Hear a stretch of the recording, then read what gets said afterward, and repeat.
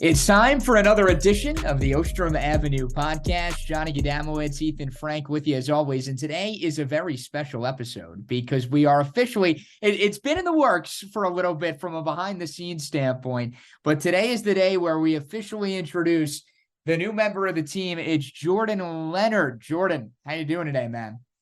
I'm doing good. It's good to get on. We got a crossover season just ending. We got Syracuse basketball not doing too good. So got a lot of hot takes. So for anyone who is maybe new, first time listening to the podcast, a little bit more of, tuning in as of recently and don't necessarily know how it works in terms of the host, the co-host. Essentially what we do is every year it's a new member of the team as a senior graduates out. Jordan, who is now a sophomore at the moment, comes in. So feels like, I was just in your shoes, and I'm sure, Ethan, you feel the same way Oh, as time really flies absolutely. here.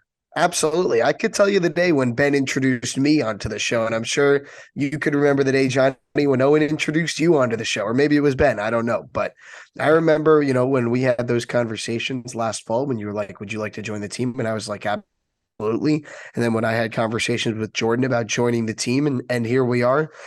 He's been our terrific guest booker for the past month or so. That's why all the interviews you hear are with such great and talented people, because Jordan has been working the phones like a madman trying to set us up with people that have good stuff to say. The mastermind behind the scenes, and you guys are really going to be holding the fort down for the most part. I mean, not too far from now, we'll continue to kind of triple team the rest of the basketball season here. But Jordan, I guess for all the for all of our listeners back at home, you want to tell them a little bit about yourself, introduce yourself to the Ostrom Avenue Pod fan base. Yeah, so I'm originally from New Jersey, but I have moved to sunny Florida. So the weather is definitely better down there than it is up here. But I'm obviously a broadcast guy, big Mets guy, same thing as Ethan and Johnny. Got that Mets lineage going. I'm a Jets fan, so they're doing good this year, which is always nice. But unfortunately, I'm a Brooklyn Nets fan, so they're about pretty much average, and they're supposed to be good, but they're not doing very good. I always say the combination of Mets, Jets, Knicks is terrible. Mets, Jets, Nets might be a little bit worse. And it's a tongue twister. I don't know. You can never say it in a row. Yeah. Well, Syracuse you add Syracuse into that fold right now, and there's really a whole lot of misery going around right now, particularly from a basketball standpoint.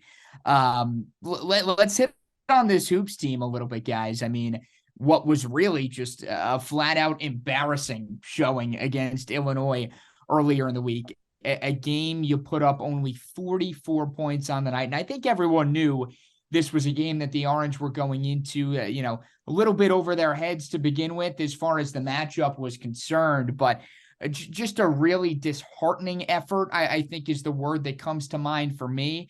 And you think about the play on the court, and obviously what's going to get talked about is the goose egg from Joe Girard. But I think it stems so much deeper than that. I mean, no one in double figures. And Ethan, I know we've had the discussions of the talent disparity and the recruiting issues and what have you. I think this was the game where you could tell the most so far just how much of a problem the issues like that really have become. Yeah, well, you look at the makeup of these two teams. You look at the makeup of Illinois. This is a team that only had 4 returning players from a season ago. Syracuse, similar. You think about the guys that are playing meaningful minutes that played on the team last year. It's Joe, it's Jesse, it's Symir, it's Benny, barely. That's only 4 guys. Illinois brings in all these new transfers, all these new freshmen. You look at a guy like Terrence Shannon. That's someone who played at Texas Tech, played in the NCAA tournament 3 years in a row. You look at, Coleman Hawkins is one of the holdovers. But you look at a transfer like Dane Danger. I mean, what a name. Can you believe that? What an incredible name, because he's just dangerous in the post. I'm sorry. I had to say that. I saw it coming from about 200 miles away. But, when you're going up against a guy like that, Jesse Edwards just flat out isn't strong enough and isn't bulky enough to compete with a player like that. So Syracuse is lacking in the speed and athleticism column in when it comes to Joe Girard going up against, guys like Sky Clark and Terrence Shannon. And then it's lacking in the bulk when it comes to the forwards and the bigs because Chris Bell, Benny Williams, Jesse Edwards they just don't have the mass to match up with the bodies that teams are going to throw down low against you.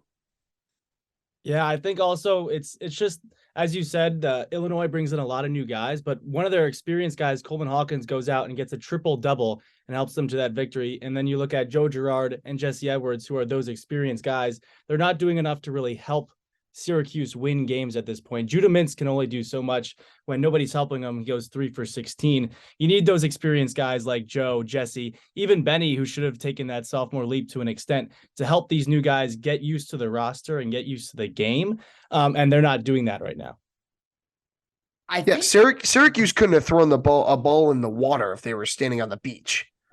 Yeah, to say the least. I think that what's most concerning to me, though, and this is something that received a little bit of attention throughout the week here, just paying attention to things throughout the week, but not nearly as much as I think it should have, is that, guys, Illinois didn't play a very good game. Like, the Illini on the night, were 36% from the floor, only 28% from downtown. By no means an efficient night. They still won the game by 30 points. Like, is this a Syracuse team that is that far away from everybody else talent-wise? Well, even when the other team has a bad night, you're still getting the doors blown off? Well, when you make only 15 field goals, yes, because you're not going to win many games when you only score 44 points. So you have to credit Illinois' defense just because of the tenacity they played with. Syracuse, it was just nobody getting in a rhythm all night. Justin Taylor plays 23 minutes in this game off the bench. He was, the guy on Saturday against Bryant when Judah Mintz was ejected. He was the offense in the second half because Girard once again was a no-show. So, he makes a couple of threes, but that's pretty much it. Like, it doesn't matter what happens if you don't make shots. And Syracuse didn't make shots. Chris Bell goes 2 for 8. That's not going to cut it. If Joe doesn't score, then this team is going nowhere. I mean, like, he shouldn't be relied upon this much is the problem. You should not have to be relying on Joe Girard to score to be able to compete and win games. That is the overarching issue, is that Joe Girard should just be a guy that comes in off the bench, and if he gets hot off the bench, then great. If not, okay, he's just someone you have in your back pocket to throw out there. He should not be someone you're relying on to score 20 points a game, like Jim Boeheim said preseason. Ethan, you're throwing Joe Girard on the bench already? If he's not going to shoot well, what does he bring to the court?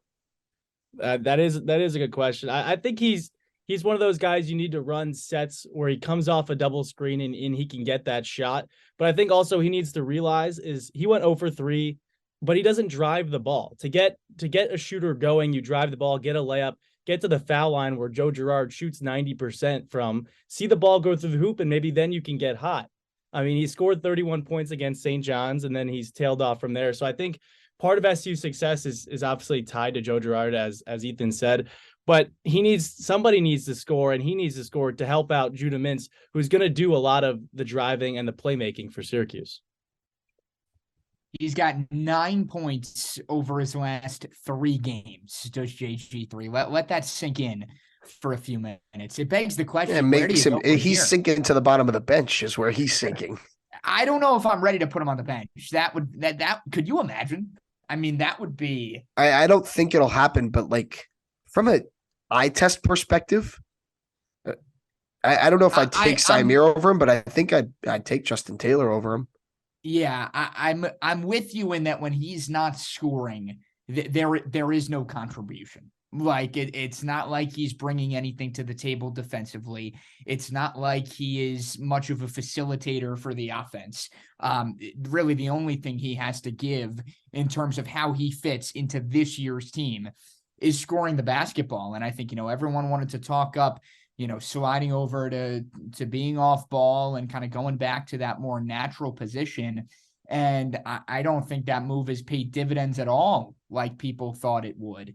Obviously, a situation that kind of needed to happen considering the presence of Judah Mintz on this team. But at some point, when it comes down to it, I think you really have to ask yourself what sort of benefits moving Girard off the ball has in terms of Girard himself and the team as a whole, because you're 7 games in, you're 3-4. This team has more losses than it does wins at this point in the season as we sit here recording on December the 1st. So Ethan, I'll go to you here now.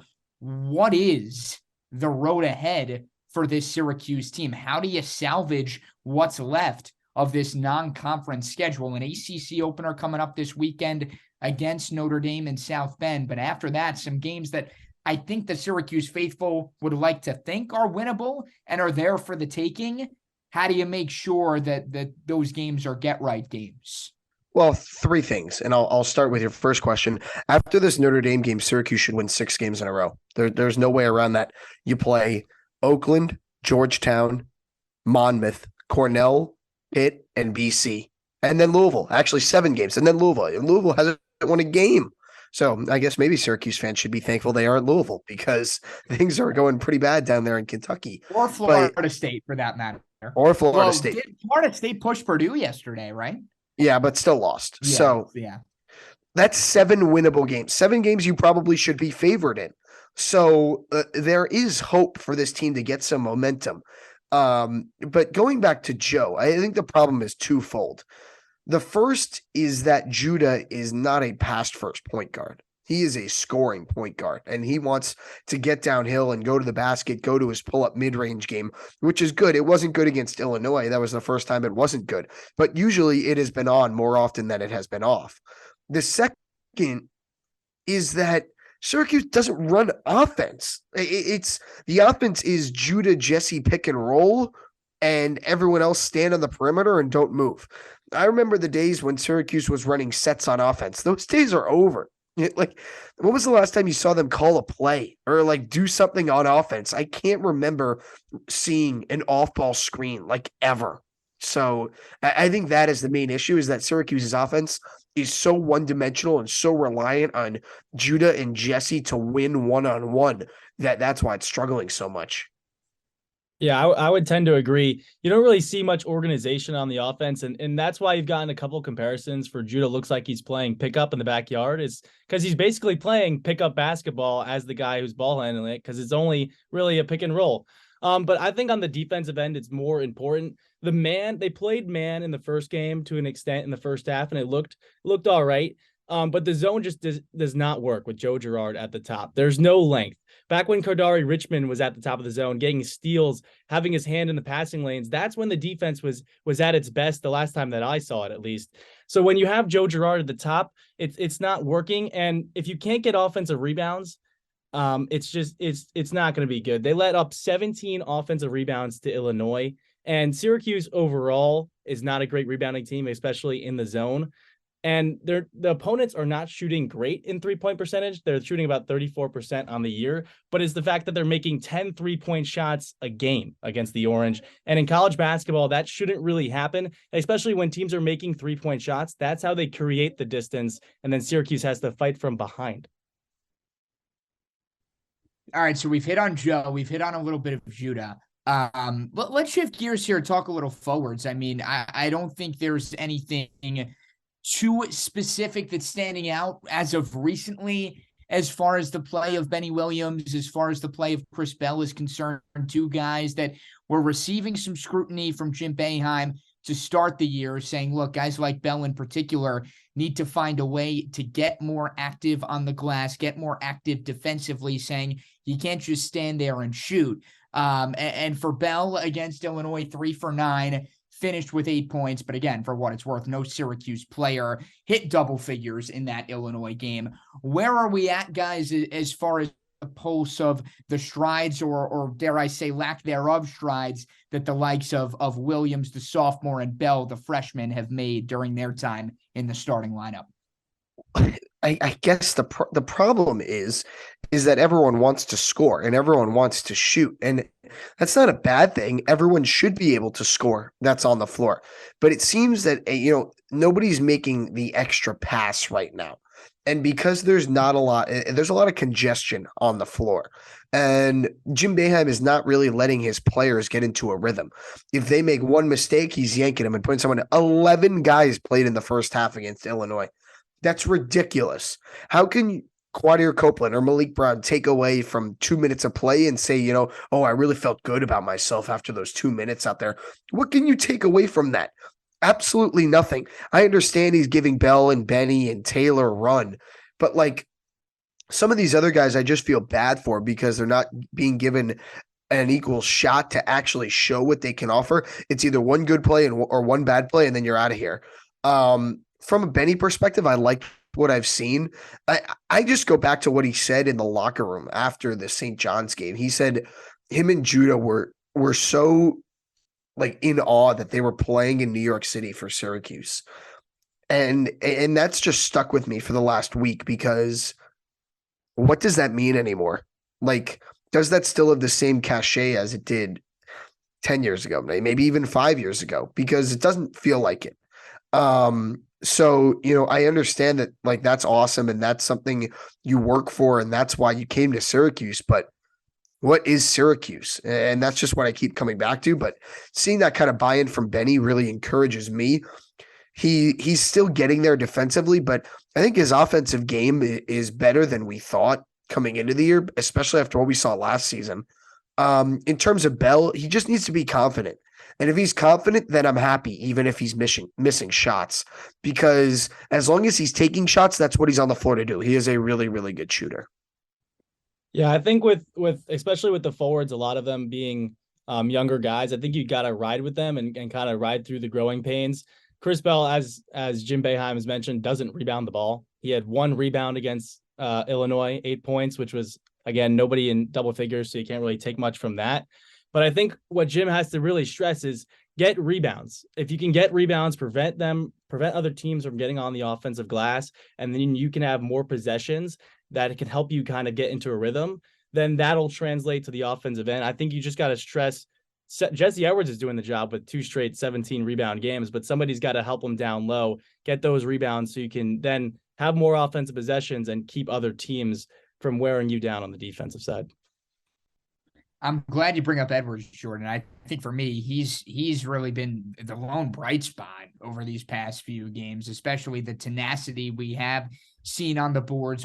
Only 9 points against Illinois and just 12 against Bryant. So the scoring totals taking a little bit of a dip for Edwards. But this is someone who, obviously is very involved on both ends of the court for Syracuse, and you're just looking to take those game-to-game strides, as is really everyone on this Syracuse team, as they continue to try to gel cohesively as a unit and improve on what's been a rocky and a very rocky at that 3-4 start to the season, 3 straight losses for the Cuse. Any closing thoughts on Jim Boeheim's crew before we maybe work in a little bit of football here on a not really a whole lot going on? All too new with Dino Babers and company. They do end the year against Boston College on a high note and now just await that bowl game ruling, whatever it might be. And everyone and their mothers seem to have predictions, speculation as far as where the Orange are going to be going bowling. I'm very curious to see how this shakes out. I know there's been talk of when Syracuse's finals fall and how that sort of pertains to things as far as certain dates are concerned. I don't know.